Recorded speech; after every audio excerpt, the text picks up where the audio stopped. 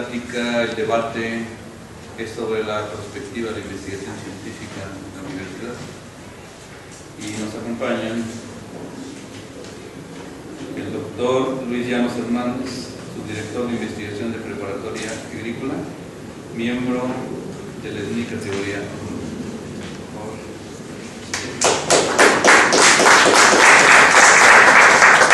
El doctor Liberio Victorino Ramírez, de la subdirección de investigación de sociología rural, también miembro del SNI categoría.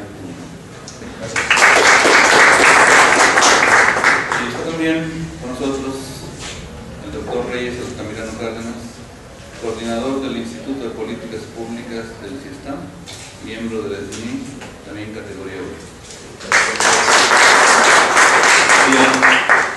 Bien, me tomé la libertad de organizar libremente algunas ideas de un foro sobre perspectiva de la investigación científica en las universidades mexicanas. Retomé 2 o 3 ideas de la ponencia del doctor Oksay Hellman del Instituto de Ingeniería de la UNAM en tópicos sobre los que creo que se va a discutir el día de hoy. Hago una pequeña lectura, que es una organización muy libre de las ideas del doctor Hellman. ¿Por qué es importante promover y desarrollar la investigación en universidades mexicanas? En el caso de la misión universitaria, una de sus partes se refiere a la contribución al desarrollo del país, lo que se interpreta tradicionalmente de 2 diferentes objetivos, independientemente planteados.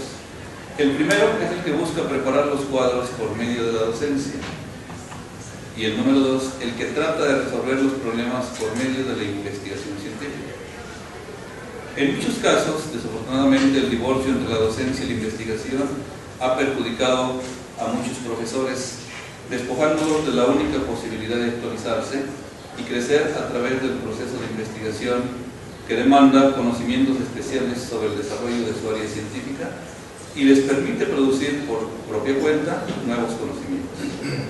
Como resultado, en lugar de contar con las experiencias personales de identificación y solución de problemas, así como de la elaboración de metodologías pertinentes, el profesor, en la mayoría de los casos, continúa siendo exclusivamente el producto de una formación y desarrollo académico que enseña procedimientos y métodos conocidos por libros y revistas, pero nunca empleados y probados por él mismo. En consecuencia, los alumnos adquieren de un profesor conocimientos de carácter académico y, en el mejor de los casos, están preparados para atender problemas típicos de carácter teórico como fueron concebidos en los textos durante sus clases. Pero muchas veces sus estudiantes no saben ni cómo aplicar los conocimientos ni cómo actualizarlos cuando estos se vuelven obsoletos. Y lo que es aún más grave, son a veces incapaces de identificar los problemas y buscar sus soluciones. Esto es, de hacer investigación. El intento de tratar de darles más y más conocimientos no ayuda a definir los problemas reales, sino resulta frecuentemente en la distorsión de estos, debido a que contribuye solo a intentos de tratarlos según los métodos adquiridos. Esta situación ha perjudicado el proceso de desarrollo de los investigadores, que en la mayoría de los casos buscan publicar, cueste lo que cueste, pues la mayor parte de los criterios de estimación de su rendimiento se ha basado en esta práctica. Además, se da un aislamiento entre la docencia y la relación con los alumnos, con las excepciones de las direcciones de tesis.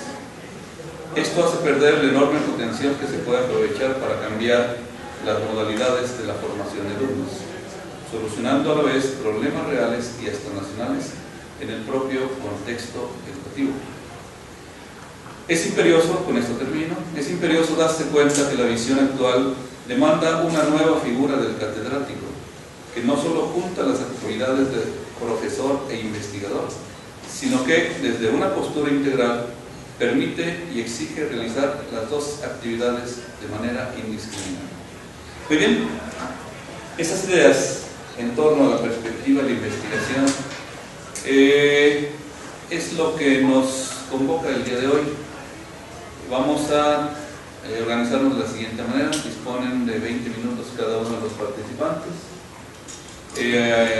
Posteriormente se hará una ronda de preguntas y al final pues se puede participar en un debate con la intervención de los doctores aquí presentes. ¿En qué orden comenzamos? Yo. Ok, adelante más. Bueno, retomando las palabras que el profesor Rogelio nos ha advertido,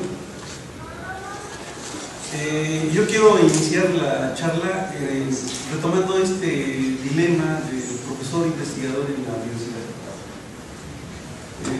La mayoría o un buen número de los profesores aquí presentes somos testigos de cómo esta institución surgió, se empezó a desarrollar, y siempre en la idea de que la universidad había logrado dejar atrás el esquema de los profesores por asignatura para darles la posibilidad de convertirse en profesores investigadores.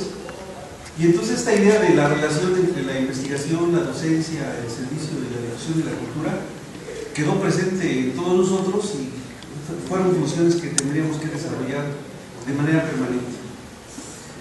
Pero a principios de los años 80, una política externa hace presencia al interior de esta universidad, la impacta y tiene que reorganizarse poco a poco, y es la política del Sistema Nacional de Investigadores, que de alguna manera u otra sí mueve internamente a la universidad, y en realidad las políticas del CONACYT fueron entrando poco a poco a esta universidad.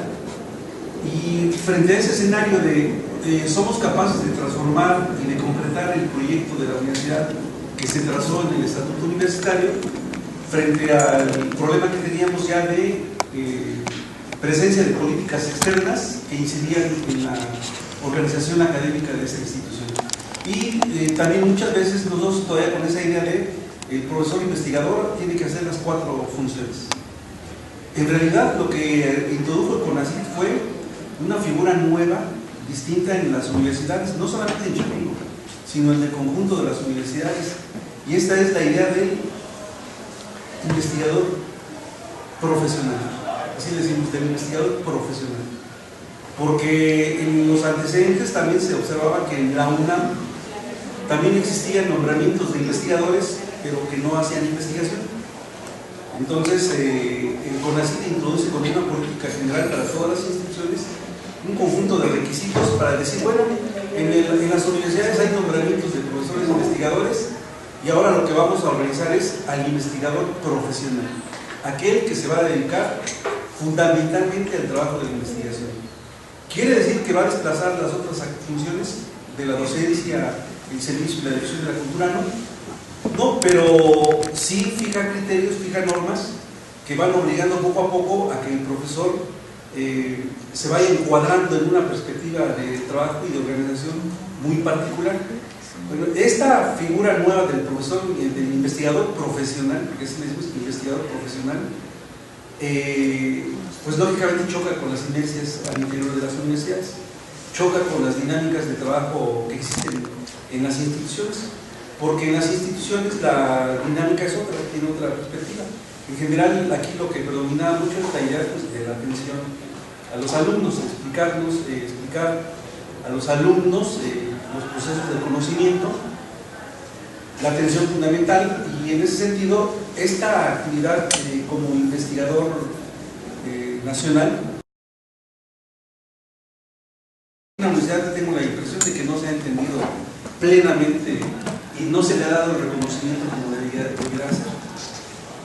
Bueno, este es algo que se viene configurando, pero ¿por qué aparece la figura del investigador profesional? ¿O por qué el investigador se constituye puede desarrollar su práctica profesional de manera permanente?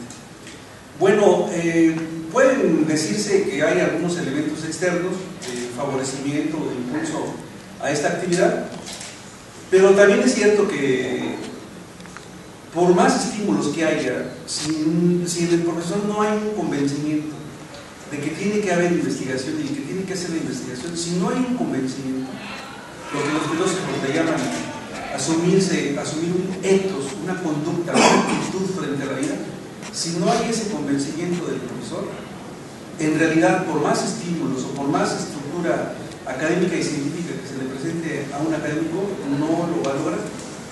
Y entonces eso nos lleva a explicar que en la universidad hay una heterogeneidad de actividades. Todas, en una universidad como la nuestra, todas muy loables, porque la docencia enfrentada, abordada de manera profesional, seria y rigurosa, me parece que tiene que ser valorada muy significativamente, como lo que es el servicio, como lo es la difusión de la cultura. Entonces cada profesor tendría que profesionalizarse en su actividad.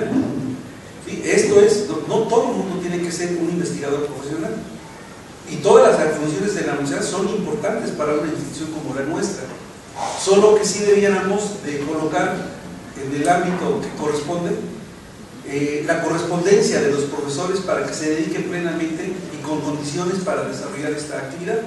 Me parece que eso es algo que deberíamos reconocer.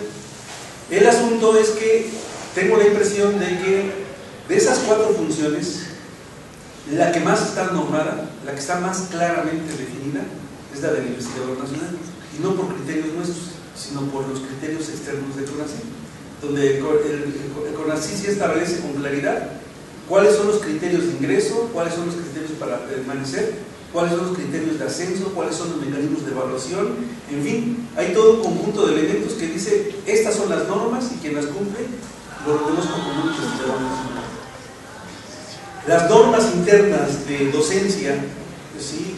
O de difusión de la cultura y extensión, son normas muy generales, Entonces, en realidad, la normatividad externa es la que más nos ha permitido definir con cierta claridad estas funciones. Ahora, sí creo que, tal como nos leía el profesor Rogelio, sí hay que diferenciar algunas, el sentido de la investigación. Todo académico tiene que hacer una investigación, pero una cosa es la investigación científica que busca retos, que busca enfrentar retos, y otra cosa es la investigación para mejorar, sea la docencia, el servicio o la difusión de la cultura. ¿Sí? Un profesor no puede quedarse estancado con un manual y repetirlo permanentemente. Un profesor tiene que constantemente superarse, mejorar, y en ese sentido es una investigación. ¿Sí? Él tiene que buscar acceder a los nuevos conocimientos, él tiene que buscar acceder a las nuevas comunicaciones, ¿sí? Asistir a los eventos de formación, en fin. Pero esa es una investigación diferente. La investigación científica es otra, y esa tiene procedimientos, tiene reglas, y esa está reconocido ya en el caso particular de CONACYT por las normas nacionales que tipifican a un académico con esas características. Entonces me parece que esa es una diferencia, porque luego al interior de la universidad se generaliza la idea de la investigación, y eso hay que tenerlo diferenciado. Y vuelvo a repetir, quien investiga para mejorar su práctica docente no es malo, me parece que es muy relevante, es muy bueno, como lo puede ser también un profesor que se dedica a la difusión de la cultura o el servicio. Esas son tareas que nosotros debíamos de trabajar en este proceso de concretar de manera más específica el proyecto académico de la institución. Ahora, que surja la figura del investigador no es una tarea fácil, no es una tarea sencilla, es un proceso formativo, decimos de mediano y de largo plazo, porque un investigador profesional, en realidad, el tiempo en que uno utiliza para estudiar el doctorado y luego el tiempo en que uno se va consolidando una línea, en realidad son procesos de varios años. Para algunos serán 8 años, para algunos serán 10 años, 11 años, porque los ritmos de trabajo sí son diferentes, pero un investigador nacional tiene que ir madurando en ese terreno, en ese camino. Y en el caso de la institución es un proceso de maduración a contracorriente porque el discurso general en las universidades, aquí todos somos iguales, todos tenemos acceso a lo mismo y tenemos los mismos derechos, ¿sí? Entonces esa particularidad del investigador profesional no se entiende mucho aquí. Sin embargo, la presencia del investigador nacional es importante para la institución, es muy importante para la universidad. Los que iniciamos cuando la universidad se había fundado, yo entré aquí en 1982, en realidad en los primeros años, quizás muchos no teníamos muy claro esta idea de la importancia de la investigación. Eso fue después de que se constituye el sistema nacional y que viene todo un sistema articulado en el posgrado, con el posgrado, y el CONACYT fue construyendo todo un sistema que en realidad es un sistema de investigación nacional, el que logra constituir el CONACYT, y es un proceso lento, vamos a decir. Bueno, en ese proceso, como que nos fuimos acercando, fuimos introduciéndonos, muchas veces sin tener claridad, sin tener certeza del rumbo, sino cada quien se fue incorporando de manera paulatina. Sí, hay compañeros que tenían un poco más de claridad y lanzaban propuestas, lanzaban iniciativas, y en realidad yo pienso que muchas veces han sido la fuerza de los académicos la que ha venido proponiendo, a veces no tanto de autoridades universitarias, más bien las autoridades universitarias como que dan cobijo en algún momento. Hay iniciativas, vamos a empezar a trabajar. Entonces eso es algo que se ha observado. En la presentación pasada de la doctora Consuelo Lobato, yo podría tomarla como ejemplo y decir que ahí hay un proceso de maduración de una investigadora en esta institución donde se nota un trabajo interdisciplinario, un proceso de maduración de una línea de investigación, un proceso de formación de cuadros de recursos humanos, como dice el CONACYT, pero de algo que casi no se reconoce en la universidad, ¿no? De autoridad académica, de liderazgo académico. El liderazgo académico que pueden tener profesores es el resultado de años de trabajo, en varios campos, desde la dirección de tesis, desde las conferencias, desde la participación en los eventos. O sea, es un proceso muy largo, y el liderazgo académico muchas veces no se reconoce aquí en la universidad, porque, repito, nos trascendemos hacia nuestros espacios de trabajo cotidianos y ahí todos somos iguales, ahí no hay diferencia, ¿sí? Pero el liderazgo académico es un proceso que demora años. Yo tengo la impresión de que en la universidad sí hay algunos liderazgos académicos, sí lo hay, y en torno a esos liderazgos académicos se han venido constituyendo o se constituyeron grupos de trabajo que se mantienen, que se deben de mantener.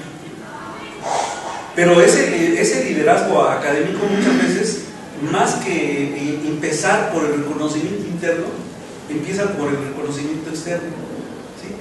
Ese CONACYT el que te dio tal reconocimiento, ya internamente llega a tener cierto impacto. Te invitan para que participes aquí, te invitan para que, etcétera, etcétera. Entonces, este proceso de liderazgo, yo así le digo liderazgo académico, o autoridad académica le podríamos llamar, porque quizás el concepto de líder académico o líder científico, pues analizándolo con detenimiento es aquel compañero, aquel personaje que se atreve a desafiar, ¿sí? El líder académico desafía, enfrenta no solamente las condiciones administrativas o laborales, sino sobre todo teóricas, conceptuales. Es aquel que se atreve a incursionar en áreas de conocimiento y dice, por aquí tenemos que avanzar. Y es aquel que logra conjuntar todo un grupo de trabajo y organizarlo en esa perspectiva que a mí me sigue pareciendo bien, esa idea del Hackathon, del programa científico, ¿sí? El programa científico. Hay que constituir los programas científicos aquí al interior de la universidad, y esa ha sido una debilidad, porque hay programas que sí se articulan tanto en torno a esta idea del programa científico, y hay programas que se quedan como mecanismos operativos de carácter administrativo, y entonces lo que se conjunta son individualidades que se conjuntan administrativamente, pero que no abordan de manera conjunta un problema de investigación, y se lanzan todos los esfuerzos para que un grupo de 5 o 6 personas se dediquen a enfrentar con el paso de los años un problema y le vayan dando solución paulatinamente. Esos son los programas que se deberían de articular. pero desafortunadamente hay en algunos casos, en realidad, la reproducción de mecanismos de carácter administrativo.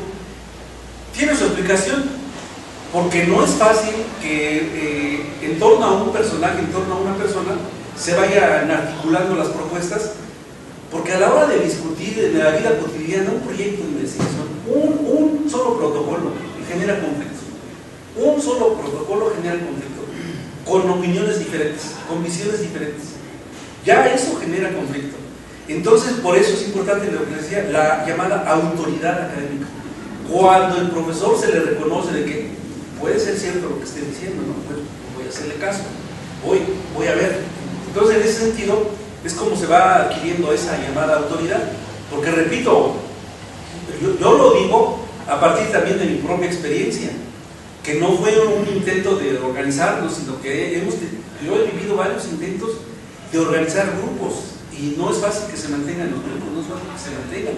Pueden mantenerse operativamente, pero mantenerse en torno a abordar un problema y una actividad más cotidiana no es fácil. Bueno, no sé cómo vaya con el tiempo. Quedan 6 minutos. 6 minutos. Bueno, en relación con la importancia de los investigadores aquí en la universidad, miren, yo hice un cuestionario que reconozco no he terminado de desarrollar todo ese trabajo, pero da una idea de en qué debíamos de pensar, sobre todo con los compañeros de estos últimos años que ingresan. Muchos de ellos ingresan ya con maestrías, con doctorados, algunos llegan ya rozando la categoría de candidato o investigador aquí en la universidad. Tenemos esas características, no es como cuando entrábamos nosotros aquí a la universidad, que entrábamos con la pasantía, ¿sí? Realmente hay muchos profesores que ya vienen formados, vamos a decir. Entonces nosotros deberíamos de pensar en una idea de qué es lo que va a suceder en el mediano plazo, porque nos hemos quedado, si vamos a observar ahorita las gráficas, en los últimos años nos hemos quedado estancados en relación con el SNI. Puede no valorarse la importancia del SNI, pero que tener investigadores nacionales implica el reconocimiento de los posgrados nacionales, e implica la beca para los estudiantes, e implica que la universidad se proyecte. Es simple y sencillamente, esa importancia tiene.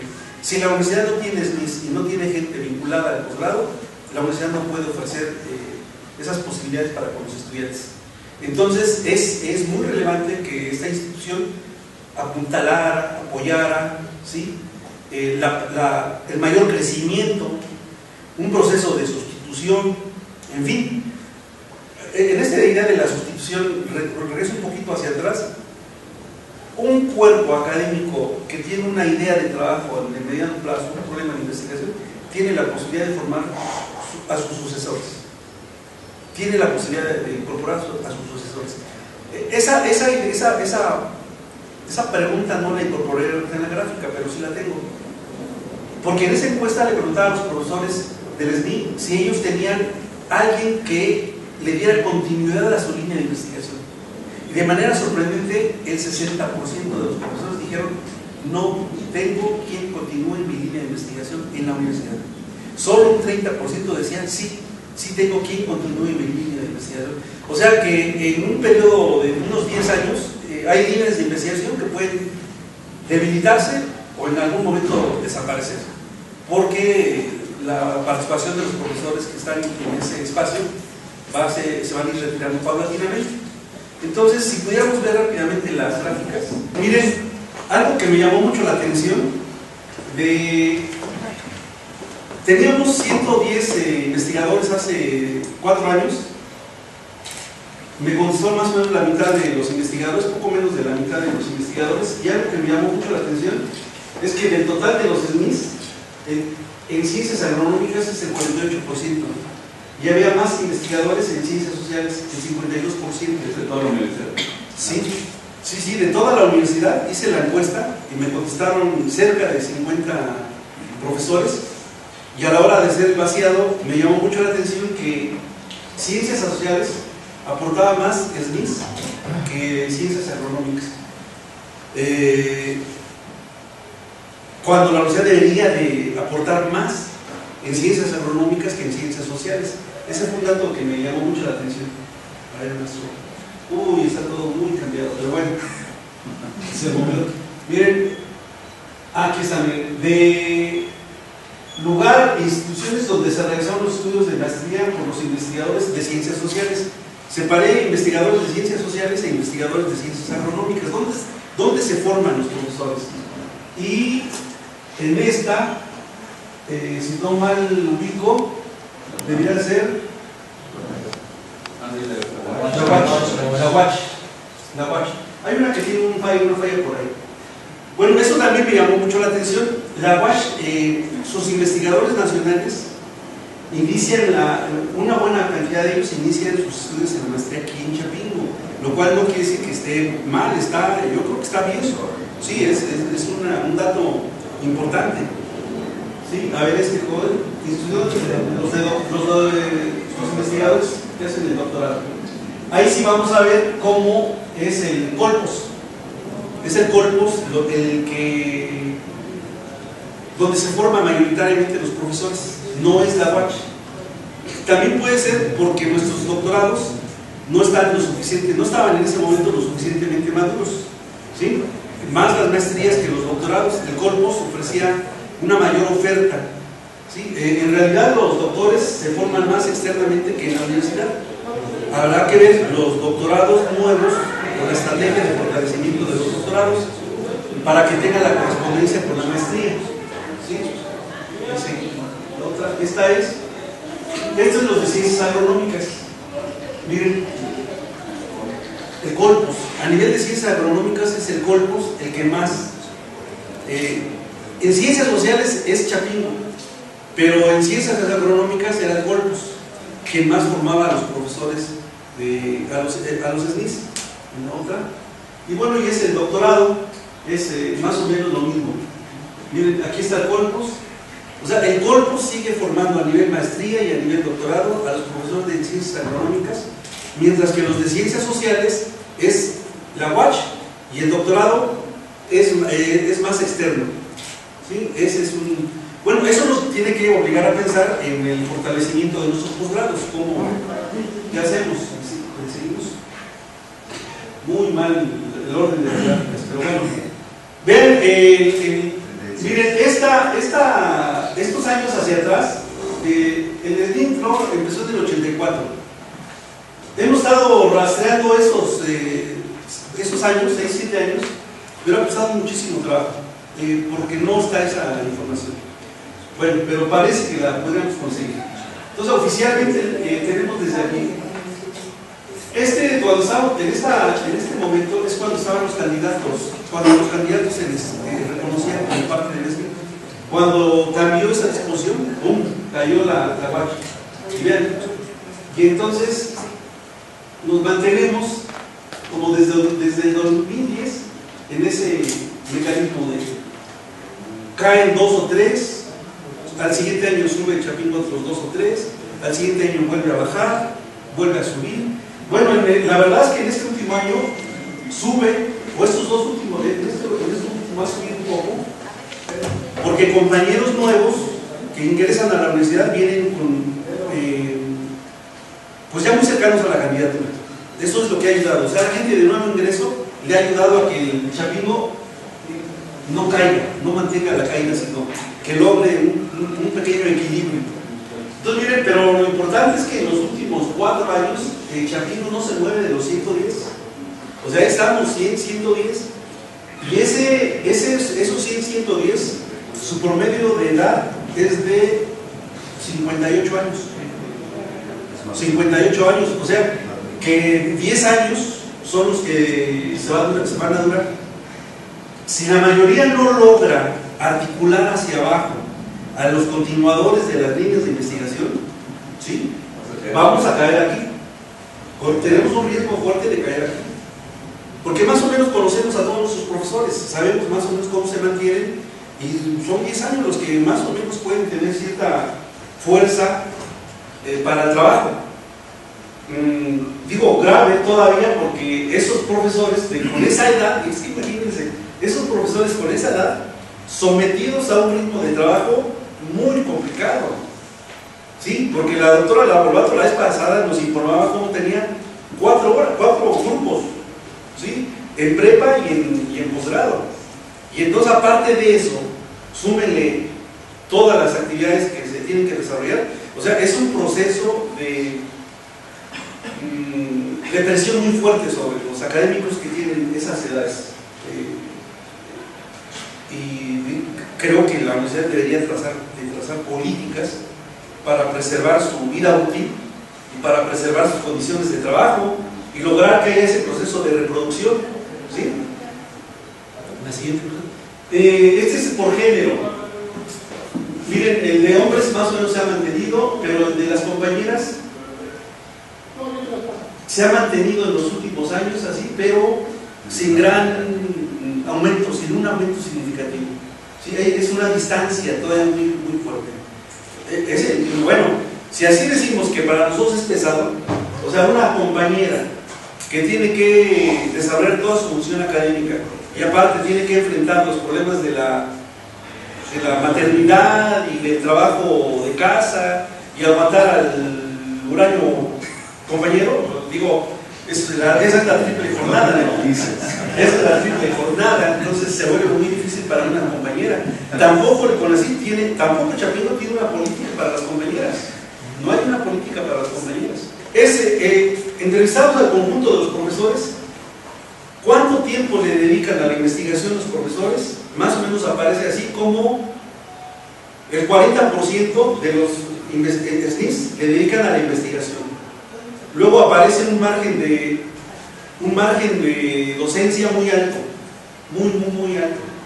Entonces, ahorita ya en la segunda parte, en la ronda de pláticas, de conclusiones, podríamos señalar algunas ideas de qué es lo que tendríamos que hacer para avanzar hacia la formación de un sistema de investigación de aquí de la universidad. ¿Sí? Bueno, muchas gracias. Bueno, vamos a continuar. Buenas tardes a todos, bienvenidos al evento. Yo les voy a platicar un informe parcial de uno de los proyectos que estoy desarrollando en Sociología Rural y que tiene que ver con un ejercicio de planeación, obviamente, ¿sí? Y voy a poder distinguir entre lo que fue la planeación de contingencia y lo que es, digamos, la planeación prospectiva. En ese sentido, voy a iniciar el título del trabajo, se llama Formación de nuevos investigadores, ¿sí? Innovación y prospectiva al 2025. Bueno, ahí está en la diapositiva. Incorporan 2 alumnos de Sociología Rural, precisamente que están en el programa actual de nuevos investigadores. Y bueno, estamos compartiendo este tipo de experiencia innovadora que está agarrando un ritmo, un grupo de trabajo. Un poco Luis ya nos comentaba cómo habíamos ciertos profesores desde la preparatoria que empezábamos a discutir, empezamos a pensar el futuro de la universidad. Y bueno, un poco en el fondo de este trabajo es parte de esas reflexiones. Después de casi 20 años de las publicaciones, allí en la preparatoria agrícola yo fui el primer subdirector de investigación, me tocó formar la selección de investigación de prepa, y entonces ya generamos un grupo y publicamos una colección de 10 cuadernos de formación de investigadores en la perspectiva, y bueno, todavía deben dar por ahí estos cuadernillos, y nos preguntábamos justamente pues, qué deberíamos de hacer para sustituir la planta de profesores investigadores al futuro. Estoy hablando de 1991, para responder a ciertas preguntas que decíamos que, por ejemplo, bueno, para los que creo que la mayoría conoce la preparatoria, ahí ya tiene años un comité de investigación, me atrevo a decir que es de los únicos, sino de los únicos de la universidad, de los DEIS, que cuentan con una organización de la investigación a través de un comité científico, ¿sí? Y entonces ahí con los compañeros, el subdirector de investigación con el comité de investigación trabajan mancomunadamente. Y entonces nos preguntábamos justamente cómo y dónde se formarían los nuevos investigadores docentes que sustituirían a los profesores investigadores que se iban a jubilar para el 2012 con el viejo régimen del ISSSTE, desde luego, ¿no? Y no era un caso solamente de Chapingo, sino de la mayoría de las universidades públicas, ¿no? Es decir, la edad dada para que se jubilaran en ese año, y por cierto que efectivamente se han jubilado algunos, creo que la preparatoria precisamente, se han jubilado entre un 20%, un 25% de los profesores, y han entrado profesores jóvenes, incluso con doctorado y con maestría, que, como decía Luis, deberíamos de detectarlos, deberíamos de invitarlos a que formaran los cuadros del futuro, ¿no? Entonces, pues en función de eso hicimos 10 cuadernos de formación de investigadores con temas afines para esto, y ahí surgió, digamos, 5 años más tarde, el programa de jóvenes investigadores y emprendedores que Luis Llanos y la maestra Torita Gorilla le dieron forma y siguieron trabajando, y varios de nosotros profesores estuvimos jugando el papel de tutores. Incluso ya vemos que nuestros primeros alumnos que fuimos asesores hoy ya tienen el doctorado. Desgraciadamente, o no sé si afortunadamente, no están en Chapingo, pero tienen trabajo, que es lo más importante. Trabajan en colegios graduados, trabajan en universidades públicas, ¿sí? Varios de esos profesores que no se ha hecho el seguimiento así meticuloso, es una tarea pendiente, pero por la información que tenemos sí sabemos que están dando frutos, ¿no? Y después de eso, bueno, ya en el 2008 se conformó lo que se conoce ahora como el Programa de Formación de Nuevos Investigadores, el PROFONI, famoso ya en todos los departamentos, y que se le ha dado un buen apoyo. Quisiera, antes de seguir exponiendo, quisiera plantear como hipótesis principal este asunto de seguimiento y de prospección de este programa. Señalo que, de acuerdo con la metodología que usamos, en planeación prospectiva los escenarios deseables solo se logran siempre y cuando las políticas que apoyan a ese programa cada vez más se incrementen, se delineen y se fomenten y se fortalezcan. En esa medida, el escenario deseable puede contar con una aproximación, tampoco son datos exactos, es una aproximación de cuál es el rumbo y cómo se orientaría este programa. De lo contrario, si no se hace eso, pues no, o sea, estamos solamente imaginando, pero no hacemos nada para que eso se logre. Lo importante en la planeación prospectiva es que los escenarios deseables y posibles solo se logran si la gente, los investigadores, los estudiantes, las autoridades sobre todo, fomentan este tipo de programas, les invierten recursos, les invierten apoyo de todo tipo.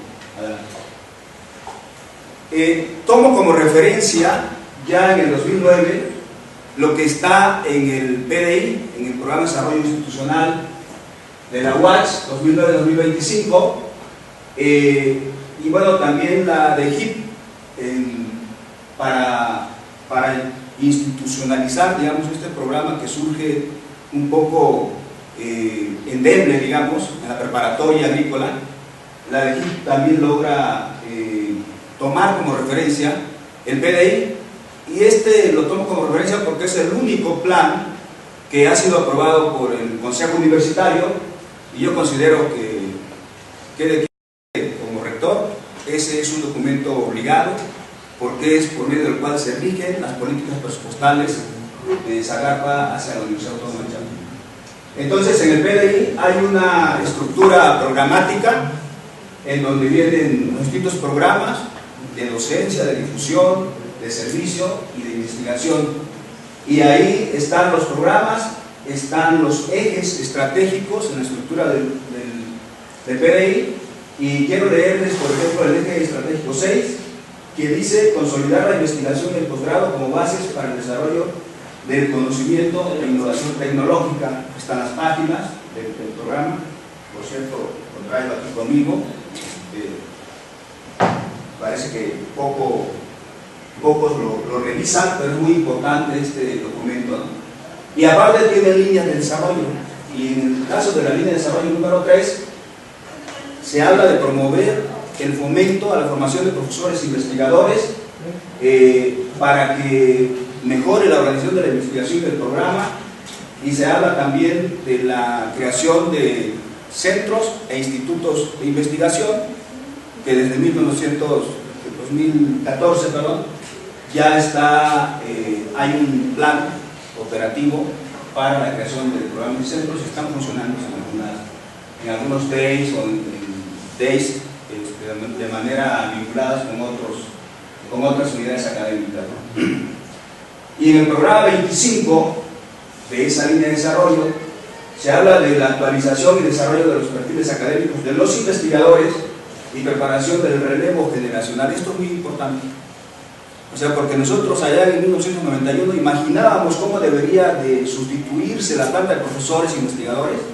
Aquí se hace de manera con diagnósticos, ¿sí? Y con un conjunto de estudiosos de la temática, y profesores, investigadores y estudiantes. El PDI tuvo como 2 años recorriendo todos los days, apuntando ahí propuestas de los profesores, de los estudiantes. En el Consejo Universitario, el 1 de junio de 2009 que se aprueba, se aprobó por mayoría bajo esta circunstancia, de que era un documento bien construido.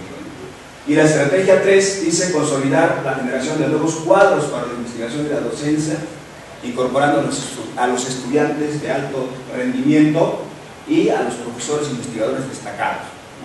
No solamente, como decía Luis, no solamente los del SNI, sino también hay otros profesores, por X motivo, no han ingresado a la SNI, pero tienen lo suyo también. Es decir, han desarrollado algunas líneas de investigación y creo que son reconocidos al menos ahí en los redes.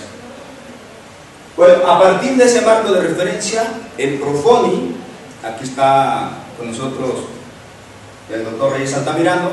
Creo que él sí, bueno, era el único de los candidatos que hablaba de esto del PDI, ¿no? Pero en las pasadas elecciones creo que él tiene conocimiento de estas cosas, y entonces jugó un papel muy importante para el fortalecimiento de este programa, ¿no?, del Profoni.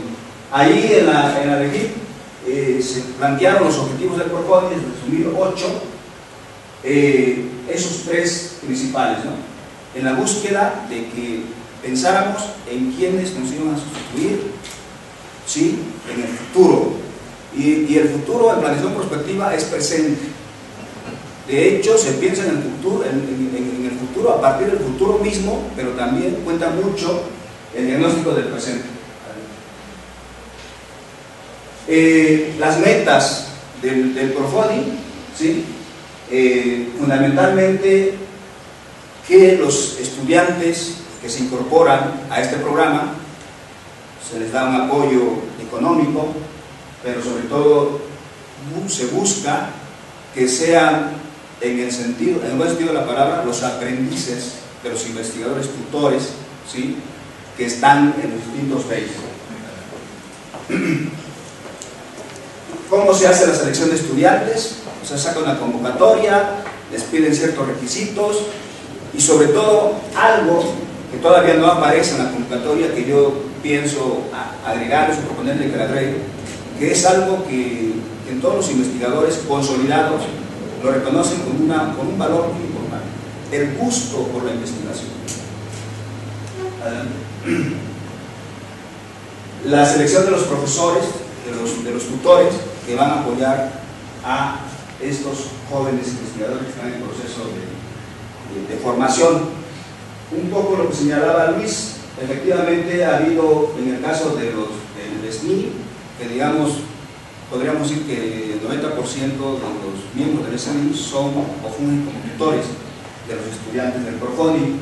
Ha tenido sus altibajos, efectivamente, pero bueno, existen porque sigue vigente la membresía de la gran mayoría, y pues sí, algunos salen a algún periodo y vuelven a entrar, eso me refiero a los ayudantes.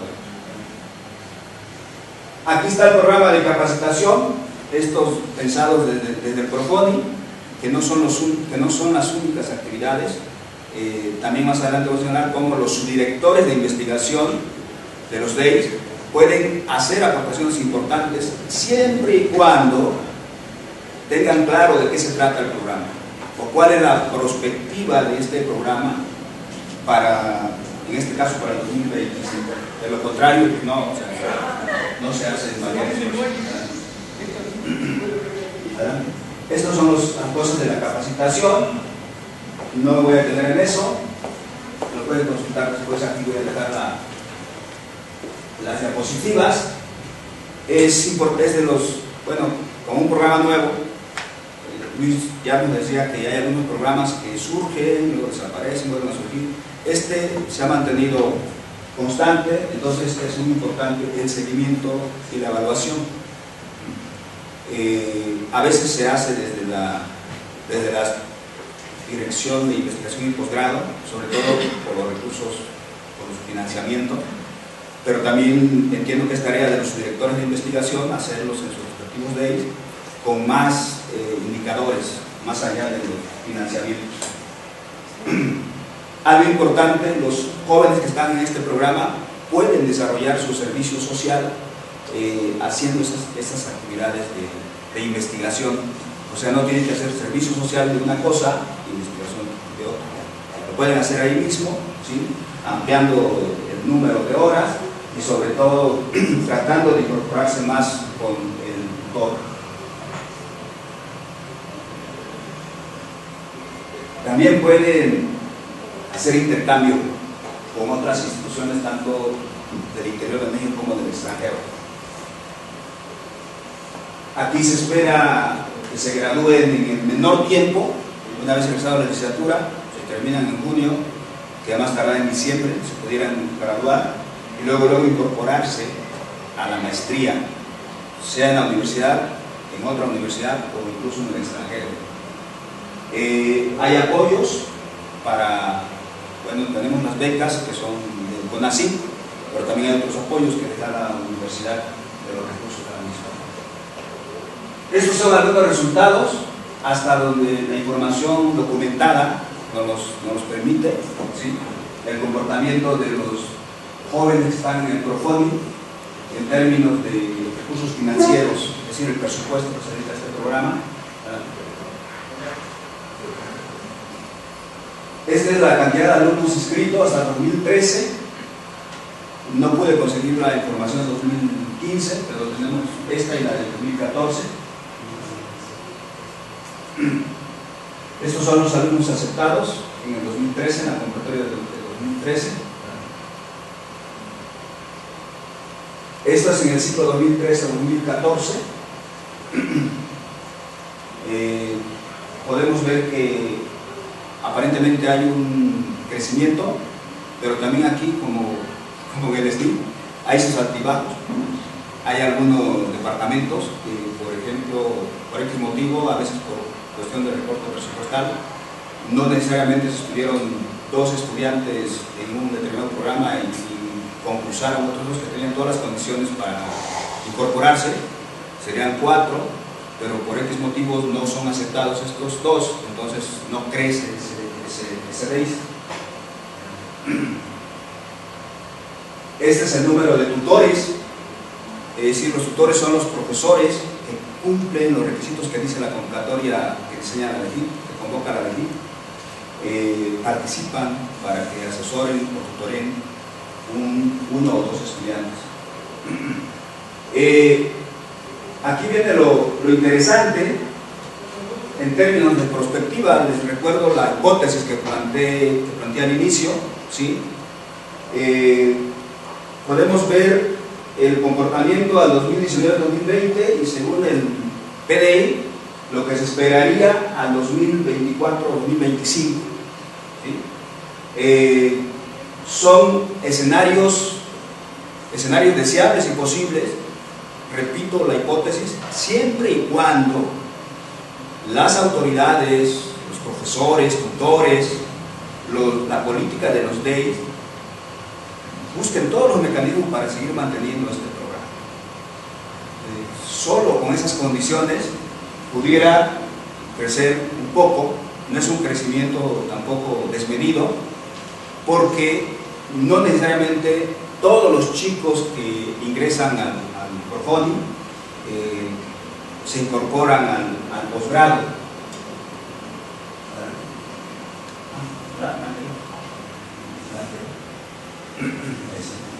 Aquí está la perspectiva de los tutores investigadores del Profoni en términos cuantitativos, con esas condiciones que les he comentado, ¿sí? Y bueno, como conclusión tenemos lo siguiente.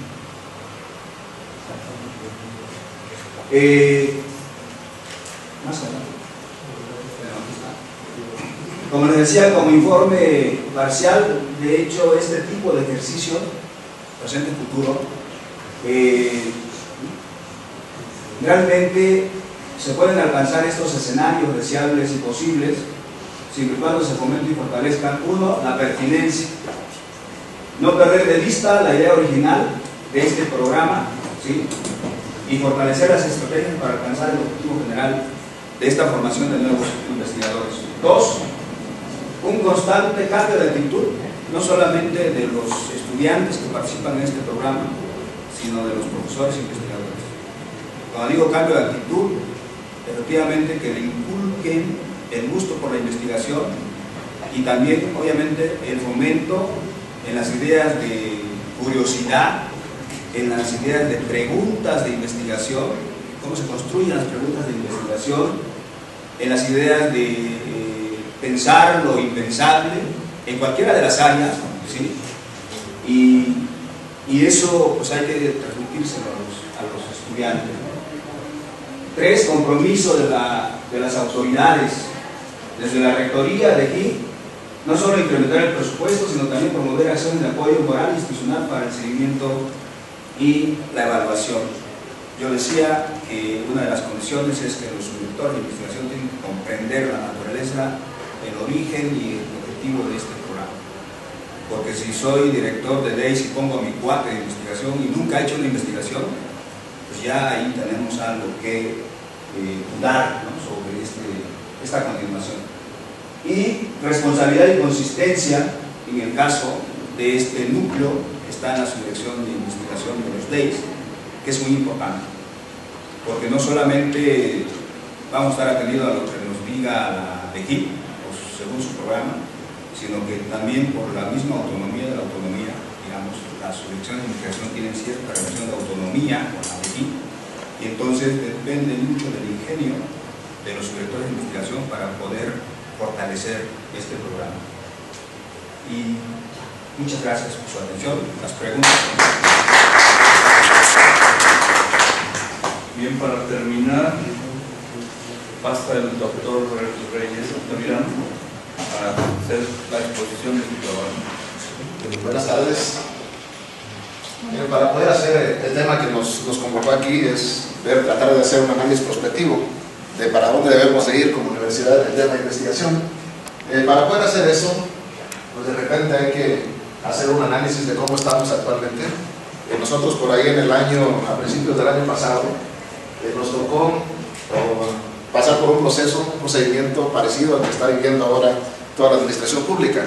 En ese entonces el arquitecto Jauregui, la comisión de administración, nos dijo que teníamos que justificar cada uno de los proyectos presupuestarios que se manejaban en la Dirección General de Investigación. En ese entonces yo tenía la responsabilidad como director general de hacerlo. Entonces con Adrián, con Alejandro Barrientos, nos pusimos, después de 3 años de haber estado ahí en la dirección, en lugar de hacer un evento abierto convocando gente, nos pusimos a hacer algo de parte de lo que es un esquema de planeación, utilizando 2 instrumentos básicos. Uno es un árbol de problemas, es una metodología en la cual hay que ponerse bastante pesimistas y ver qué es lo que no está funcionando, qué obstáculos tiene una situación en particular. Es un diagnóstico en ese sentido negativo, para poder a partir de ahí prospectar. Entonces, con lo que traíamos ya de experiencia, unos más que otros, nosotros tratamos de ubicar la problemática que tenemos en esto que se denomina un árbol de problemas. Un árbol de problemas tiene la siguiente lógica: Normalmente aparece como una lluvia de ideas, hay que elaborar cada uno de estos rectángulos donde se especifica un problema. Y a partir de ahí se va analizando para poner o encontrar cuál es el problema principal que podemos ubicar, y hacia abajo de raíces está lo que viene siendo las causas de ese problema principal, y hacia arriba cuáles son los efectos que se están viendo que está provocando.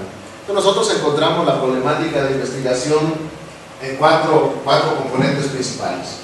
El primero tiene que ver con recursos humanos sin actualización o desactualizados. Ahorita, bueno, puede ser cuestionable, pero tengo algunos datos que nos van a permitir ilustrar esa situación.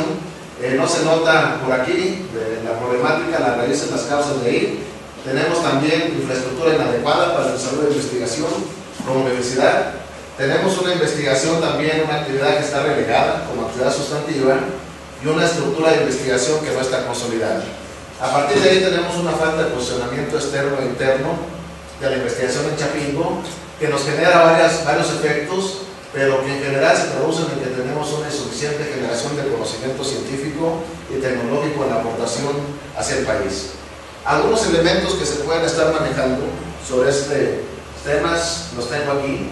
Fíjense ustedes si podemos empezar con los recursos humanos. Vemos que de repente, bueno, a lo mejor no nos gusta mucho que digamos que no estamos actualizados, pero esta es la característica que tenemos como planta docente. En total en Chapingo somos 1.260 trabajadores académicos. En promedio de edad andamos en 56 años y 26 años de servicio o de antigüedad.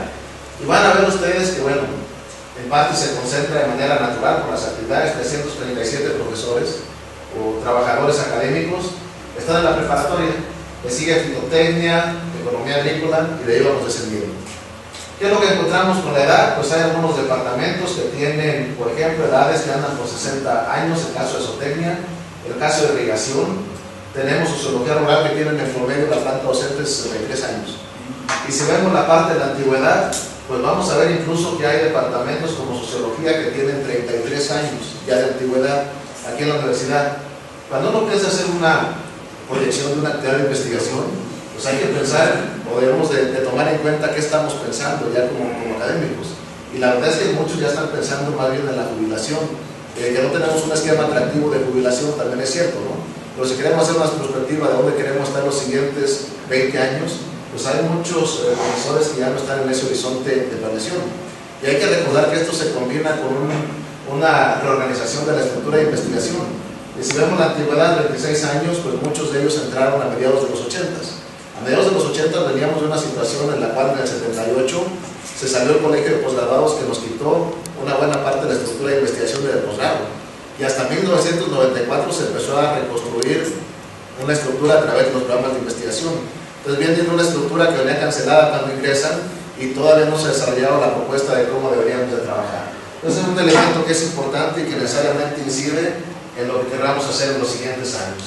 Si vemos las categorías, esto puede darnos una buena esperanza. La máxima categoría de esta universidad es C2, se puede lograr por el grado de doctor, una promoción por productividad. Ahí tenemos 544 trabajadores académicos que tienen esa categoría. Y de ahí pues le siguen otros, está el B2, es maestría titulados, está el C1, pasantes de doctorado, 168, están los pasantes de maestría, 104, licenciatura, 113 y pasantes de licenciatura, 26. Y ahí está la distribución de cómo están los departamentos. Nos interesa, bueno, específicamente algunos datos de aquí, retomar, porque después aquí tenemos el personal académico por categoría. Tenemos de tiempo completo, somos 1.170, de los cuales 101 son técnicos académicos. Hay una categoría por ahí que aparecen maestros de mucha antigüedad, hay 27 que todavía en las bases de datos están registrados como profesores de plazas. Está el doctor Cuca de zootecnia. Estamos hablando de esos niveles de profesores muy grandes que a veces dan alguna materia por aquí en Chapingo. De esos hay 27. De medio tiempo hay 33 y tenemos 30 de asignatura. Entonces tenemos una estructura muy particular en Chapingo, la mayoría somos profesores de tiempo completo. Y esto, bueno, también tiene algunas implicaciones para una perspectiva de investigación. Sin embargo, cuando vemos qué es lo que está ocurriendo en la investigación, estos son los últimos datos que pueden rescatar de la dirección. En la página está publicado hay 351 proyectos que están registrados en la actual estructura de investigación, que está con base en institutos y en centros. Hay 351 proyectos que están a cargo de 257 profesores responsables. ¿Qué está ocurriendo aquí entonces? Pues resulta que la mayoría tenemos categoría de profesor investigador. Si le quitamos a 1170 los 101 que son técnicos, todos los demás ya somos elegibles para tener un proyecto, más de 1000. Y resulta que de eso solamente hay con registro 257. Esto significa que solamente 24% de los académicos que son elegibles para ser titulares del proyecto realmente tienen proyecto registrado. Yo lo quiero ver como un problema, pero también es una oportunidad de toda la capacidad, digámoslo así, instalada que tenemos y que podemos aprovechar todavía para proyectar esta universidad en una mejor condición. Entonces, uno de los elementos que es importante que analicemos es esto, es la estructura de investigación. Chapingo, el estatuto dice que todos los programas académicos de investigación, de servicio y difusión de la cultura deben de estar hospedados en los departamentos. Es en los departamentos la única instancia en donde pueden estar. En 1994, cuando se crearon los programas de investigación, estos surgen porque había varios detalles que había que atender. Por ejemplo, el presupuesto para investigación lo recibían los departamentos, pero las necesidades de recursos eran tantas que de repente ese recurso se iba para otras cosas y no para investigación. Los investigadores empezaron a protestar y se creó una estructura de programas conformados únicamente por investigadores, y ahí era donde se canalizaban los recursos para investigación. Sin embargo, nos dio como consecuencia que se crearon estructuras paralelas. Por un lado, los departamentos que tenían la atribución legal de la parte de investigación, los programas que nunca estuvieron reconocidos por el Consejo Universitario, pero tenían los recursos, y al mismo tiempo venía avanzando toda la estructura de posgrados. En 1978, que se va el Colegio de Posgraduados, en Chapingo se crea el primer programa, que fue la maestría en Economía Agrícola, el primer programa de posgrado. Hoy en día hay 25 programas. Entonces avanzaron los posgrados por un lado, los programas de investigación por otro y los departamentos por otro. Y una de las primeras tareas que tuvimos en el año 2011 fue hacer la propuesta de un reglamento para la constitución de centros e institutos.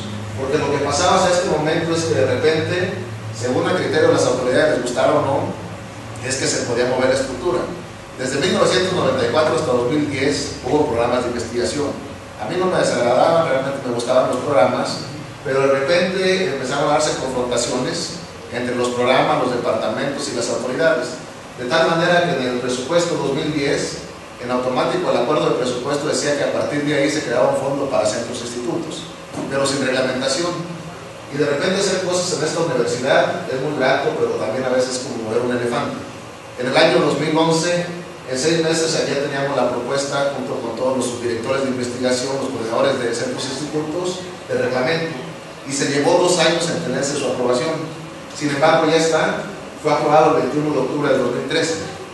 Lo que nos daba ahí de margen era que en un año, a partir de la publicación del acuerdo de creación de centros e institutos, este reglamento se vuelve obligatorio.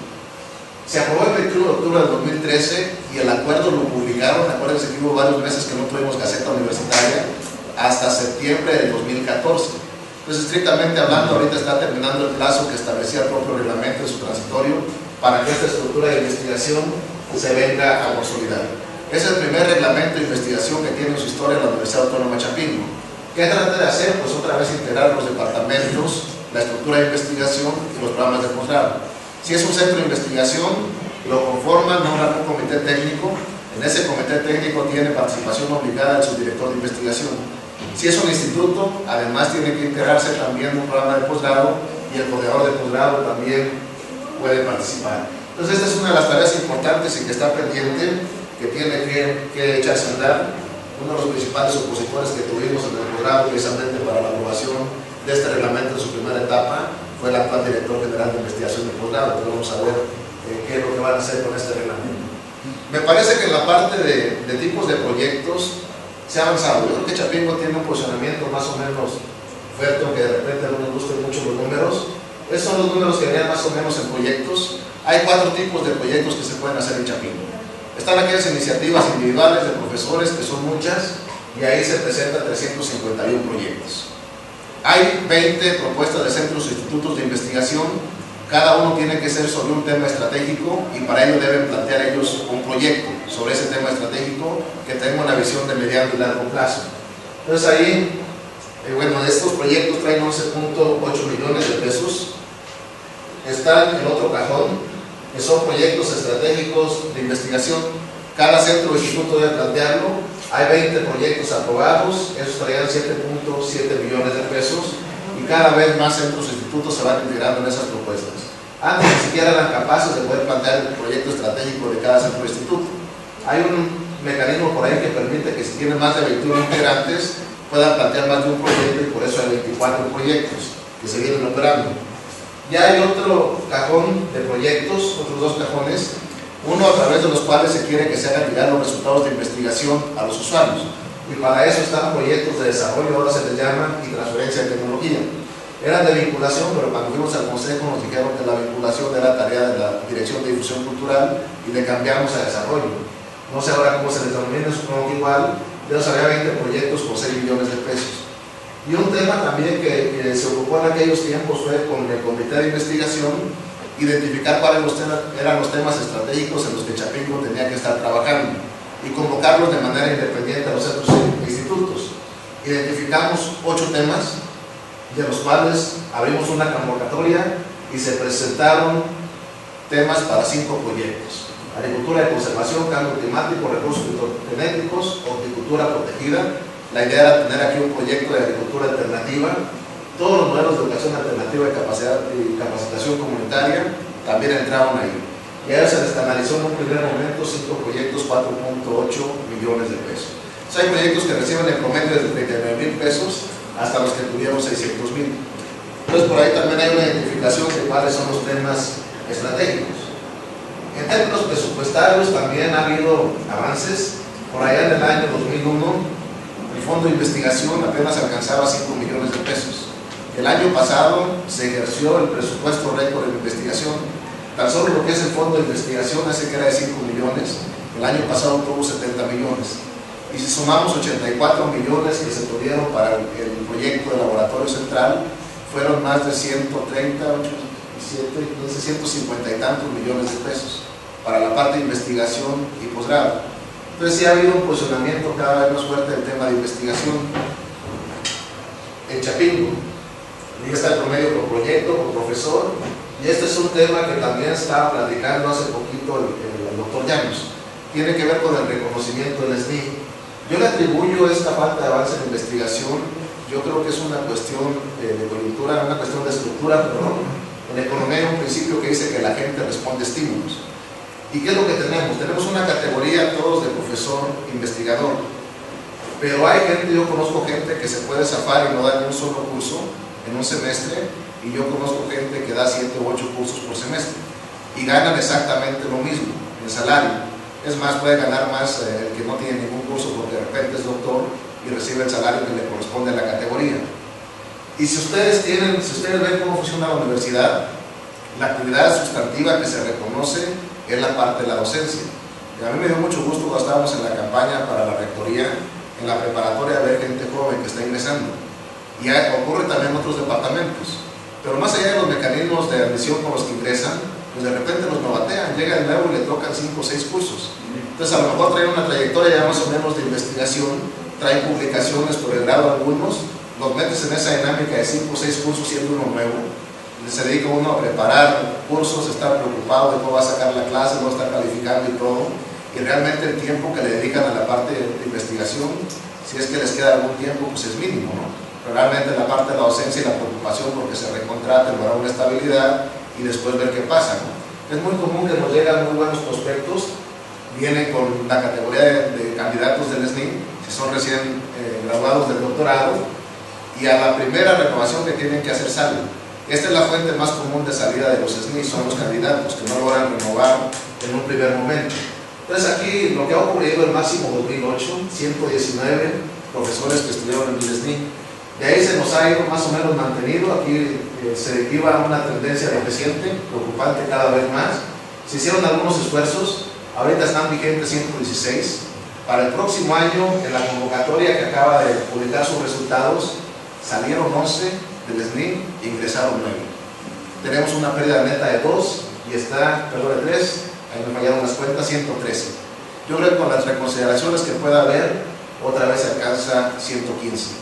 Pero es el máximo y parece que de ahí no nos estamos moviendo, ¿no? En uno de los panfletos que me sacaron en la campaña decían que esto era una ilustración del abandono que tuvimos de la actividad de investigación, ¿no? Porque hubo 119 y cuando nosotros estábamos solamente había 116. Entonces ahí eso es una situación que sí hay que preocuparse, más allá de que sea una LID, de que sea una categoría muy específica. El hecho de contar con SNI nos permite tener a los programas de posgrado reconocidos en el PNPC del CONACYT, y la derrama que se tiene en becas, en proyectos, en otros tipos de infraestructura que apoyan, son más de 155 millones de pesos por año. Yo creo que esta es una actividad que sí tiene que preocuparse la universidad de cómo mantener esos reconocimientos o esa validez externa. Ahora es cierto, ahí tenemos una falta de sincronía entre lo interno y lo externo. A mí me llamó mucho la atención alguna vez que estaba en una sesión del consejo, de repente aparece una propuesta de acuerdo, lo trabajó el director, entonces director general académico, con la comisión laboral, y sacaron un acuerdo que decía que de ahí en adelante no estaba permitido que por proyectos de investigación se tuviera descarga académica, ¿no? Eso fue dirigido específicamente para la preparatoria, pero nos pegó a toda la universidad. Entonces cuando yo vi eso, pues ahí está claro la falta de reconocimiento que se tiene en la actividad de investigación, ¿no?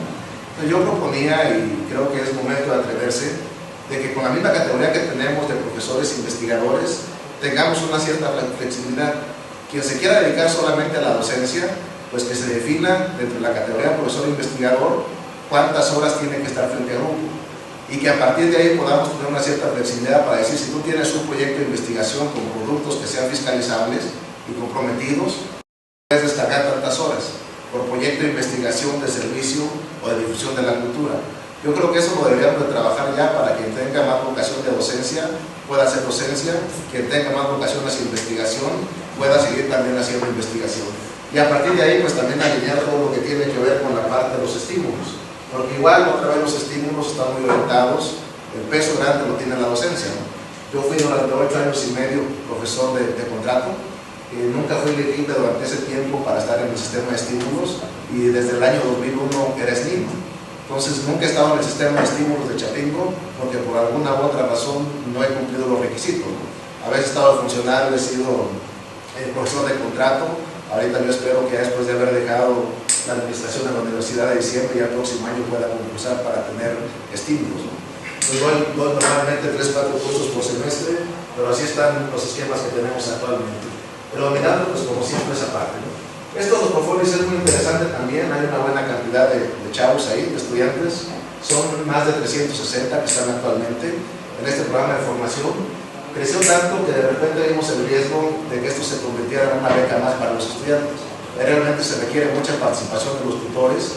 Lo que se acordó también es que esto se administrara ya desde los departamentos, en las direcciones de investigación, y que le fueran dando una actividad un poquito más orgánica al trabajo de los profundos. Y realmente, bueno, se puede aprovechar, los podemos motivar, pero no contamos con el esquema para que estos jóvenes que se puedan ir formando en áreas prioritarias se incorporen a la universidad, más allá de los mecanismos que tenemos actualmente, ¿no?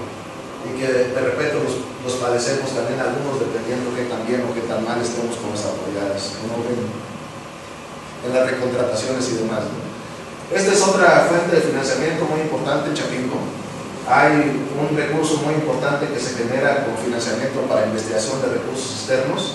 Hay cerca de 60 convenios en promedio cada año que amparan 148 proyectos. El máximo de investigadores que han participado aquí está por 101. Hay un detalle importante aquí, normalmente se traslapan ciclos fiscales en la operación, no cierran todavía un año cuando ya están abriendo otro, y por eso estos números de repente están inflados. Lo que sí es un dato certero es que cerca de 38.2 millones de pesos se ejercen con fuentes de financiamiento externo. Y esto es algo que nos está faltando también mucho de poder incidir. El posgrado, yo les digo que no estamos tan mal. Fíjense la dinámica que trae el posgrado. Ahorita están inscritos en esta universidad 809 estudiantes en posgrado, 247 en doctorado y 562 están en maestría. Solamente como referencia, el Colegio de Posgraduados tiene 1.160 estudiantes matriculados y está especializado en la parte del posgrado. Es otra cosa que de repente al director del INIFAC o del colegio le daba mucho por ilustrar, ¿no? es el del INIFAD. Miren cuánto presupuesto tiene Chapingo y cuánto tiene el INIFAD y vean qué maltratados estamos, ¿no? Y Chapingo sí está muy bien tratado desde el punto de vista fiscal, pero tenemos servicios asistenciales, tenemos preparatoria, tenemos licenciaturas, maestrías y doctorados. Y realmente los profesores que participan en el posgrado, son alrededor de 270, también participan en los otros niveles. Entonces con eso estamos alcanzando una matrícula que se acerca en esa dinámica muy rápido a la que tiene el colegio de posgraduados, prácticamente con la misma infraestructura y la planta académica que se tiene para la licenciatura y la preparatoria. Digo, no estamos mal. Yo les decía, el número no nos llena de mucha satisfacción, el número de SNIs, pero somos la institución número 41 a nivel nacional de más de 700 que postula gente al Sistema Nacional de Investigadores. Y otro tema del que también andamos bien es el número de programas que están reconocidos en el Programa Nacional de Posgrados de Calidad. Actualmente son 23. Con este número somos la institución número 26 a nivel nacional en el número de programas de posgrado que están reconocidos en el CONACYT. Y de estos programas, bueno, en total están funcionando 25 y 23 son los que están reconocidos dentro de ese programa. Entonces también es algo bueno que hay que destacar. A lo mejor lo que nos dice también es que no andamos muy bien todas las instituciones, más que hablar solamente de Chapingo. Otro tema que es preocupante es que realmente no tenemos una infraestructura de equipamiento de laboratorios lo suficientemente sólida para hacer investigación de punta. Y por primera vez se ha instalado que es una primera fase de laboratorio central universitario. Hay equipo de primer nivel para análisis instrumental, para microscopía y biología molecular. Se había pensado en este proyecto como una primera fase para luego entrar en las otras áreas, que es lo que se requiere para poder también laboratorios nacionales, ¿no? Por ejemplo, el CONACYT del año pasado autorizó 25 millones al CIDE para tener un laboratorio de políticas públicas. Pues así hay que ser creativos, hay que identificar qué se requiere en cada área para poder tener este equipamiento. Pues va a estar muy bien, ya está instalado completamente el equipo. Las nuevas autoridades por fin lo conocieron, este laboratorio, les llamó mucho la atención y están planteando echarlo a andar en el mes de octubre. Yo creo que es una buena iniciativa que ojalá y efectivamente empiece a funcionar. Me preocupaba un poquito la contratación del personal. El acuerdo del Consejo Universitario dice que para que en este proyecto se contrate a la gente que sea necesaria para echarlo a andar, ¿no? Y parece que la moda actual es que alguien esté en el puesto y le contratan asesores para que funcione, para que trabaje, ¿no? Entonces, si pueden hacerse para eso, pues yo creo que para estas iniciativas que también son importantes, no hay que tenerle miedo y hay que ver lo que se requiere y dar las condiciones para que pueda operar. Ojalá y empiece a trabajarse en el mes de octubre, tal como está planteado. Entonces, la metodología de marco lógico, el árbol de problemas que nos ponemos pesimistas, para hacer prospección tiene otro componente que es un árbol de objetivos. Lo que hay que hacer ahí es pasar de la visión pesimista a una visión optimista. Y todo lo que está redactado en cada uno de los cuadros del árbol de problemas, en la parte negativa, hay que pasarlo aquí en el sentido positivo. Entonces, aquí lo que se tiene es, ¿qué esperamos? Recursos humanos actualizados. ¿Cómo se puede lograr? Con un buen programa institucional de renovación de la planta docente, con un buen equilibrio entre experiencia de los profesores y jóvenes que estén incorporándose, que tengamos también una sólida formación de los profesores para desarrollar proyectos de investigación. Hay que reconocer, nosotros como profesores llegamos nos formamos en el hacer. No tenemos una formación pedagógica como maestros. Realmente mucho de la práctica nos ha llevado a lo que somos ahora como docentes. Pero tampoco traemos una formación previa necesariamente, a veces en el posgrado, en la parte de investigación. Si queremos hacer difusión de la cultura, pues es otro rollo y servicio también. Pues aquí nos vamos desarrollando las habilidades también en la investigación. Fíjense, el año pasado se presentaron 422 proyectos, o propuestas de proyectos convencionales. Cuando pasan a la revisión, solamente hubo 87 proyectos que no tuvieron observaciones. Todos los demás, desde aquellos que son enunciados, que en un párrafo traen todo el proyecto, hasta los que están muy bien estructurados. Pero incluso tenemos problemas para poder formular un protocolo de investigación y es parte de lo que tenemos que ir desarrollando también como capacidad.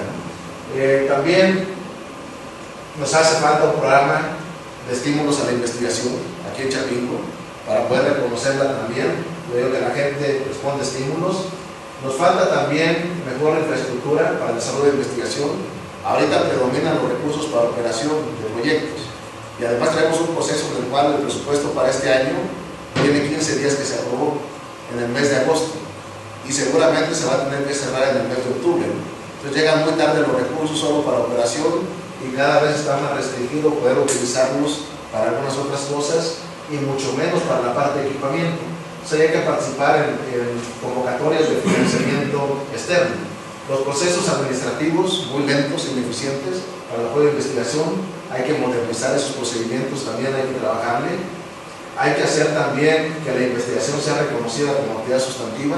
No van a encontrar ustedes en Chapingo una sola convocatoria para ingreso de algún académico que se pueda justificar con un tema de investigación. Siempre tiene que estar la docencia. Entonces por ahí también hay que trabajarle. Hay que echar a andar bien la estructura de investigación, consolidarla en las diferentes cosas que tiene que haber. Hay que hacer que más profesores participen en actividades de investigación. Bien, vamos a iniciar la fase de preguntas. No sé si el doctor quisiera agregar un poco más en relación con lo que se entiende por investigación vinculada. Es decir, este es como también un índice, digamos, muy importante que se considera en el campo de la investigación ya más consolidada. La vinculación que tiene, particularmente hacia los sectores externos, sean ONG, sean instituciones del orden privado, del orden público. Aquí, por ejemplo, me parece que ahí no se perfila con mucha claridad el tema de la vinculación que tiene la investigación en nuestra universidad y particularmente con qué sectores fundamentalmente está vinculada, ¿no? Y que esto, digamos, es como un índice, un criterio que sí marca la consolidación también de la investigación en las instituciones educativas. No sé si quisiera agregar alguna observación, doctor, en relación con esta inquietud. Bien, procedemos a las preguntas. Pues vamos dando con... Ok. Sí, yo tengo una pregunta para el doctor Ribeiro. Se está manejando un asunto de eficiencia que viene desde arriba, bueno, desde las autoridades. Y para el doctor Reyes también tengo una pregunta acerca del análisis prospectivo. ¿Qué pasa, doctor? Por ejemplo, se habló mucho de análisis prospectivo y de optimismo cuando nuestros actuales mandatarios ingresaron y entonces a nivel mundial se alzaron las campanas y dijeron, ya vamos muy bien. Y entonces, pese a tanta prospectiva, el Producto Interno Bruto cayó, la venta de barriles de petróleo se desplomó terriblemente y el comportamiento de la paridad del precio frente al dólar se vino abajo. Entonces, yo pienso que el análisis prospectivo, en cierto sentido, depende mucho de las políticas financieras internacionales y que nosotros como países dependientes o tercermundistas o en vías de desarrollo, no entraré en polémica en ese asunto, se derrumba totalmente porque lo que nos da CONACYT también depende de esto, ¿no? Bueno, ahí están mis tres preguntas, gracias. La maestra, voy a tener una pregunta después de ella. Yo tenía una específica para el doctor Ribeiro acerca de los cupones y de cómo es que se garantiza que sí estén realmente enseñándoles a investigar y que no sea nada más un IBM, tráeme IBM y haz esto.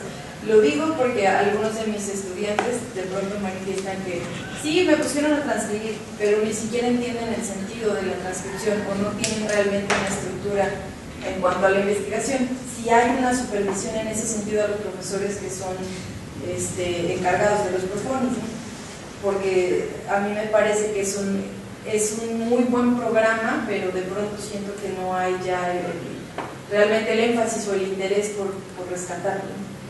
Y mi otra pregunta era, bueno, primero es como un comentario que me parece que es una incongruencia que si estamos tratando de darle a la investigación a los profesores que somos nuevos, que somos de contrato, no se nos permite acceder a estímulos o acceder a hacer investigación, salvo que registremos algún proyecto en la preparatoria.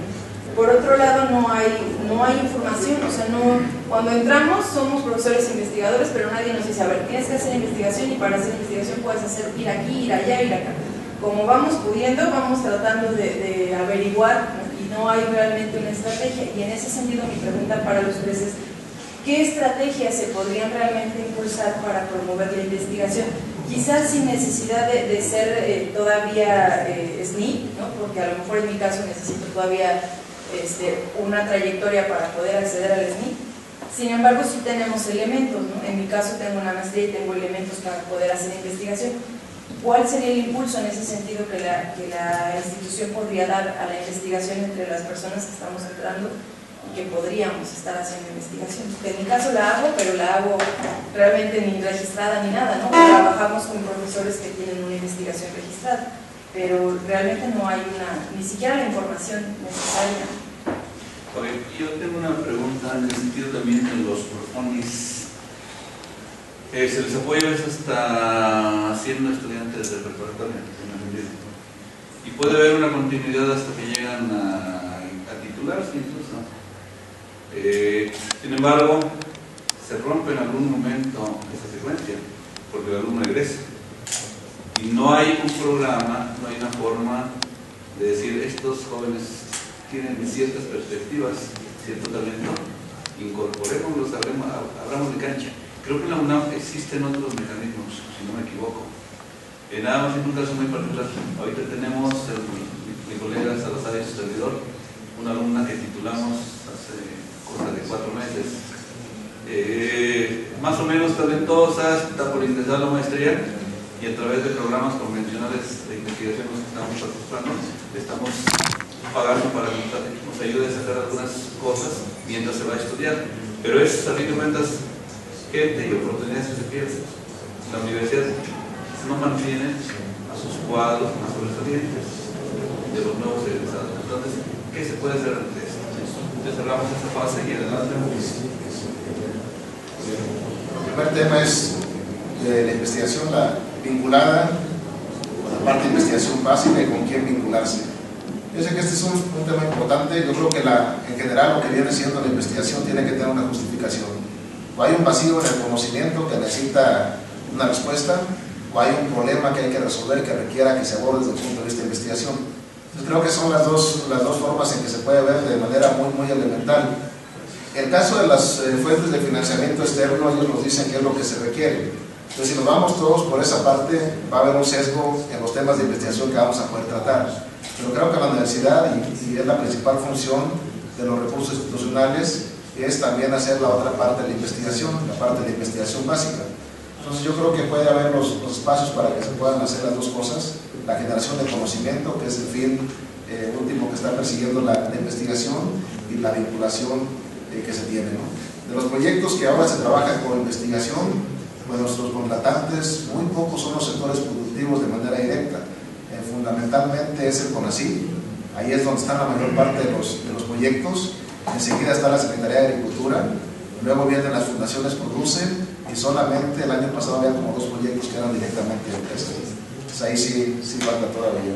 Y lo que comenta el maestro, que el escenario que tenemos para hacer prospectiva es negativo, pues efectivamente, pero yo creo que esta situación económica, política y demás es la que requiere del análisis de los investigadores en las instituciones, para que no estemos como a la cola tratando de explicar qué fue lo que pasó, que más bien a las instituciones deberíamos ser capaces de prever qué es lo que va a pasar y hacer las recomendaciones adecuadas, ¿no?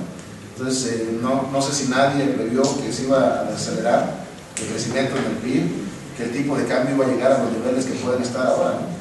Yo creo que las universidades, en la parte de investigación y vinculación, tenemos una responsabilidad muy fuerte, que es precisamente advertir de qué es lo que puede estar pasando a través de la lectura adecuada de este tipo de señales que pueden estar viniendo. Porque de repente, si confiamos en la parte política, ahí me da la impresión de que los gobiernos cada vez están más rebasados, ¿no? Ya se les sale de control la parte política, la seguridad, ahora también la parte económica. Y siempre las instituciones tienen que estar dando algún tipo de respuestas a los problemas que hay. Entonces hay que, sí se ven como problemas, pero también son las oportunidades en las cuales tenemos que estar incidiendo en esa problemática.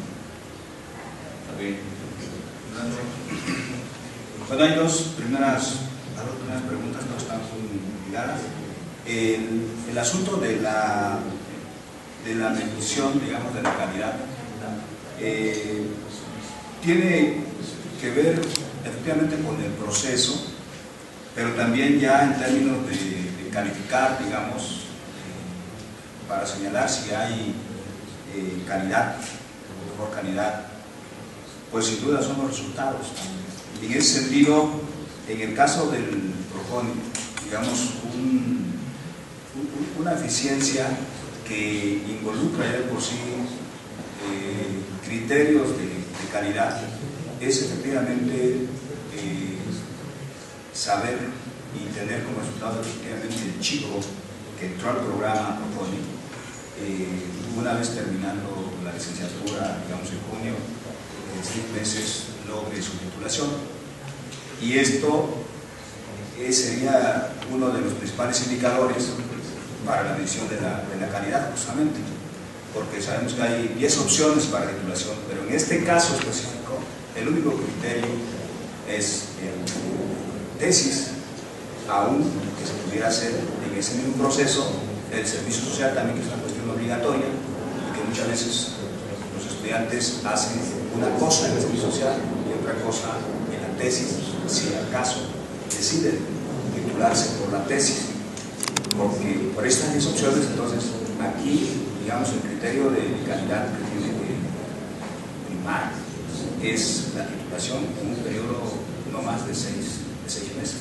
Y que bueno, hay de todo, ¿no? Algunos lo han logrado, otros por X motivos no, pero esa parte efectivamente faltaría indagar.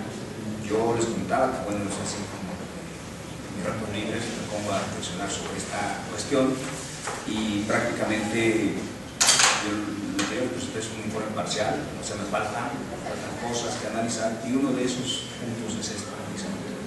Y que efectivamente tiene que ver con la siguiente pregunta, ¿no? ¿Cómo garantizar que efectivamente el tutor, el profesor, fomente la curiosidad, fomente los valores por la investigación con el estudiante, ¿no? Y bueno, como sabemos, creo que una de las cuestiones, una de las limitantes es que hay poca tradición aquí en la universidad de este programa, esta forma de ir creando futuros cuadros de la investigación. Y de repente, pues, si algún investigador le asignan un estudiante de PROFONI y como dice, lo pone a sacar copias o a hacer 1000 cosas, menos comentar la investigación, pues no podemos negar, o sea, se da también, ¿no? Pero la recomendación es que efectivamente logremos fomentar el criterio de fomento por la investigación en los estudiantes. No hay mecanismos para que efectivamente podamos supervisar, de alguna manera, de que todos los tutores cumplan con esa finalidad del estudiante PROFONI. Entonces, pues, ¿qué podemos hacer? Pero sí, yo creo que debemos de pensar un mecanismo justamente que nos lleve a este tipo de cosas. Y no solamente los nuevos investigadores como estudiantes de licenciatura, sino también los nuevos investigadores, incluso que están en el posgrado, futuros nuevos investigadores, pues, digamos, a titularse no cumplan 40 años, y los profesores nuevos, como ella, que acaban de ingresar en la preparatoria de un buen, yo decía que el PRUNDEI pues, se ha renovado la planta de profesores, no tengo el dato de los otros DEIs, pero supongo que también hay algo de eso. Para esos profesores, pues sí, nos falta una estrategia de cómo incorporar a ellos en estos núcleos académicos, centros, institutos de investigación. Y como dice, bueno, como nosotros estamos en eso, pues también es parte de la responsabilidad de nosotros. Y eso de que los egresados de PROFONI generalmente se contratan, incluso yo, bueno, la gente que yo he formado, digamos, son varios, pero digamos, tengo ejemplo de 2 que salieron avante con PROFONI. Antes era el programa Nuevos Investigadores y Emprendedores, antes que tenían ellos. No, pues esta gente se formó, hizo la maestría, hizo el doctorado y fue contratada por el colegio. Eso no quiere decir de ninguna manera que se desperdició, porque al final de cuentas, el PROFONI, yo creo que todos los programas de investigación tienen que beneficiar al país. Entonces, si no está en Chapingo, no, o sea, está en otra institución, está finalmente en la investigación, en el compromiso de generar nuevos conocimientos, en una institución que si no es la universidad es otra, pero es finalmente la sociedad mexicana, el país. Entonces yo creo que ahí, pues no necesariamente todos los que crecen los vamos a contratar nosotros. Bueno, ahí hay una política, digamos, que no permite la contratación de nuevas plazas, incluso ni las de jubilados, ¿sí? Entonces, no se ha podido hacer eso. Y esto, pues, sin duda, tiene que ver con las contingencias, ¿no? Es decir, cuando yo creo que cualquiera de las metodologías, tanto en marco lógico como prospectiva de escenarios deseables y posibles, pues es una proyección, pero que efectivamente, siempre y cuando se cuenten, se tengan ciertas condiciones, pero que efectivamente no son ajenas a las contingencias. Y ahí en las contingencias yo creo que por eso son mesurados los alcances y los resultados, pero sí se toman en cuenta, pero así es la realidad. O sea, la verdad es que las universidades tienen esquemas de contratación muy rígidos, muy rígidos. No, las repatriaciones son muy difíciles. Y por eso el CONACYT creó esta figura de la cátedra patrimonial, que en realidad el estudiante egresado, sí, el estudiante de doctorado ya egresado, sí se incorpora a un programa de investigación de alguna institución, pero su compromiso de salario no es con la universidad, sino con el CONACYT. Es una cosa así medio ambigua, rara, pero son contrataciones que tienen posibilidad de que el estudiante esté ahí recibiendo un ingreso por varios años y se incorpora a un programa de investigación. Pero eso porque en realidad las instituciones, las universidades públicas tienen un esquema muy rígido de contratación. Entonces, que tengamos una posibilidad de saber cómo vamos a recontratar a nuestra gente en un futuro es muy difícil. Cuando iniciamos ese programa fue en el año 2000, hubo un poco de recursos, hubo un tanto de recursos. De esa experiencia son estos estudiantes que señala Liberio, de esa primera generación, que lograron tener un impulso y bueno, entender la idea de la investigación, la importancia de la investigación, y hoy que estén siendo contratados como doctores. A mí me tocó comentar un libro de una compañera de esa generación en agroecología. Bueno, me dio gusto porque fue de la primera generación con la que iniciamos ese trabajo. Fue egresada del Colpos y bueno, ya con alguna publicación, y se ve que su carrera de investigación iba por ahí. Entonces, sí da resultados, promover a los estudiantes desde la preparatoria, promoverlos, pero hay que tener estrategias diferenciadas. Y es lo que creo que en la universidad no tenemos, y debemos darnos un espacio para comentar eso. Por ejemplo, yo he pensado un poco en la figura del ayudante de investigación, de investigador. O sea que yo he visto que el CIDE contrata a sus egresados por 2 años y los obliga a que tengan inglés y por lo menos publiquen algún artículo, con el compromiso de que ingresen a un posgrado. No incluso en la retención, sino en el compromiso de que ingresen a un posgrado. Y por ejemplo, nosotros creo que deberíamos de pensar en esa figura.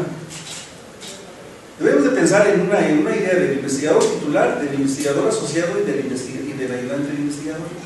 ¿Sí? Y deberíamos de pensar en un esquema de evaluación de los programas. Y creo que los programas deberían de articularse al investigador titular, los asociados y los ayudantes de investigador. Y todos ellos articulados en un seminario. La universidad no obliga a los programas a tener un seminario permanente. Son pocas las experiencias que tenemos donde sí hay seminarios permanentes de investigación, pero muchos de nuestros programas deberían tener la obligación de tener su seminario permanente. Ahí es donde se podrían incorporar los profesores de reciente ingreso, a esos esquemas, ¿sí? Pero esos seminarios permanentes pues tienen que estar sustentados, organizados por profesores que tienen una trayectoria, que tienen un tiempo y que tienen objetivos muy específicos en la investigación. Creo que deberíamos de profesionalizar esa actividad y de también definir que hay programas, vamos a decir, como son los posgrados, de reciente creación, desarrollo y consolidados, ¿sí? Así deberían haber los programas de investigación, porque Entre los programas hay diferencias, ¿sí? Hay diferencias. Y creo que hay prácticas buenas y hay prácticas nocivas, como esta idea de los profonis.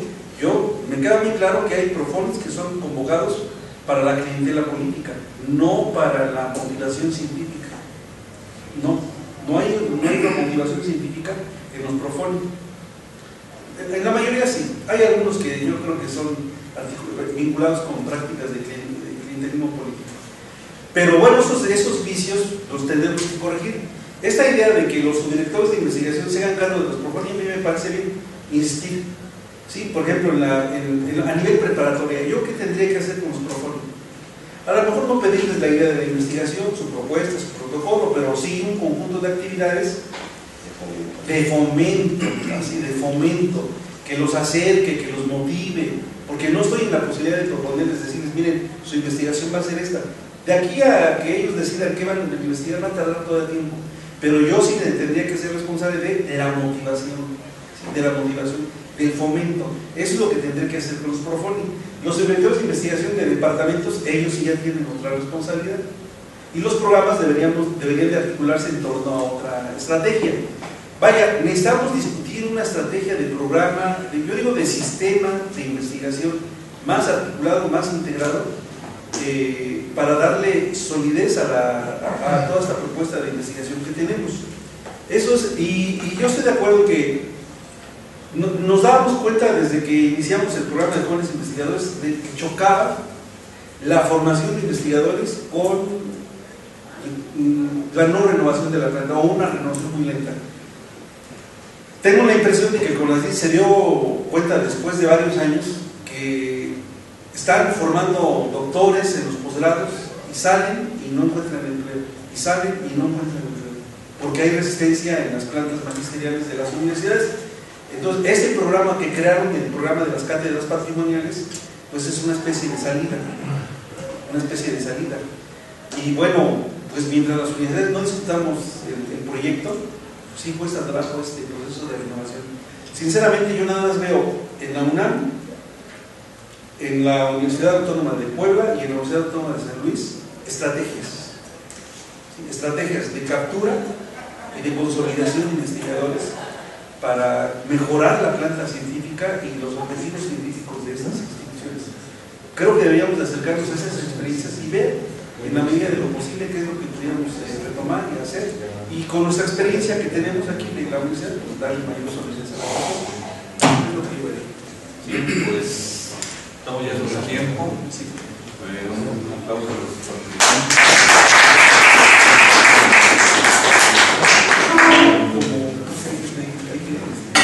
Esta es la conferencia del doctor Oliverio. Y esta es la conferencia del doctor Reyes también.